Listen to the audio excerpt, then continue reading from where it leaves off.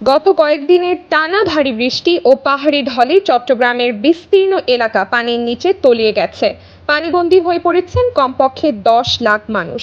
অনেক এলাকায় রাস্তাঘাট পানিতে তলিয়ে যোগাযোগ ব্যবস্থা বিপর্যস্ত হয়ে পড়েছে। কোথাও যাতায়াত করতে হচ্ছে নৌকা যোগে, তবে নৌকাও অপ্রতুল হওয়ায় গৃহবন্দী হয়ে পড়েছেন মানুষ। কেউ কেউ আশ্রয় কেন্দ্রে যেতে পারলেও বেশিরভাগ মানুষই বাসা বাড়িতে আটকা পড়েছেন।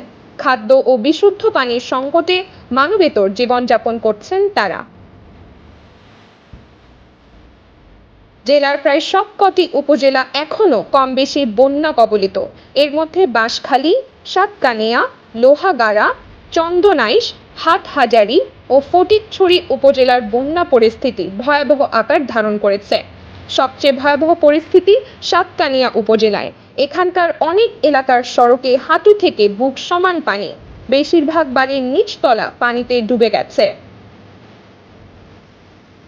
চট্টগ্রাম জেলা প্রশাসন ও বেসরকারি বিভিন্ন সংস্থা ত্রাণ বিতরণ করলেও তা প্রয়োজনের তুলনায় খুবই কম।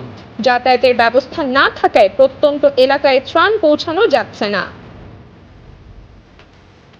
জেলা প্রশাসনের তথ্য অনুযায়ী চট্টগ্রামের 16টি উপজেলা ও মহানগরে 176টি ইউনিয়ন ও পৌরসভা বন্যা কবলিত হয়েছে।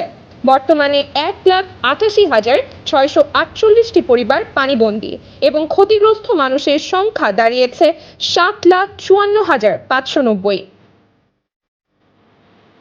পাহাড় ধস, দেয়াল ধস ও পানিতে ডুবে এ পর্যন্ত 10 জনের মৃত্যু হয়েছে এবং আহত হয়েছেন 5 জন। জেলা প্রশাসন জানিয়েছে জেলার 670টি আশ্রয় কেন্দ্র প্রস্তুত রাখা হয়েছে। বর্তমানে সেখানে 23,850 জন আশ্রয় নিয়েছেন। আশ্রয় কেন্দ্রে শুকনো খাবারের পাশাপাশি রান্না করা খাবারেরও ব্যবস্থা রাখা হয়েছে। এছাড়া বন্যা পরবর্তী স্বাস্থ্য ঝুঁকি মোকাবেলায় মেডিকেল টিম, প্রয়োজনীয় ওষুধ এবং বিশুদ্ধ পানির সরবরাহ প্রস্তুত রাখা হয়েছে।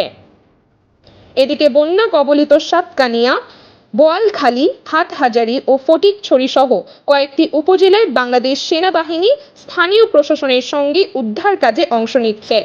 সন্দ্বীপে সহায়তা করছে বাংলাদেশ কোস্ট গার্ড। পাশাপাশি পুলিশ, ফায়ার সার্ভিস ও বাংলাদেশ রেড ক্রিসেন্ট সোসাইটি স্বেচ্ছাসেবকেরা উদ্ধার ও ত্রাণ কার্যক্রম চালিয়ে যাচ্ছেন।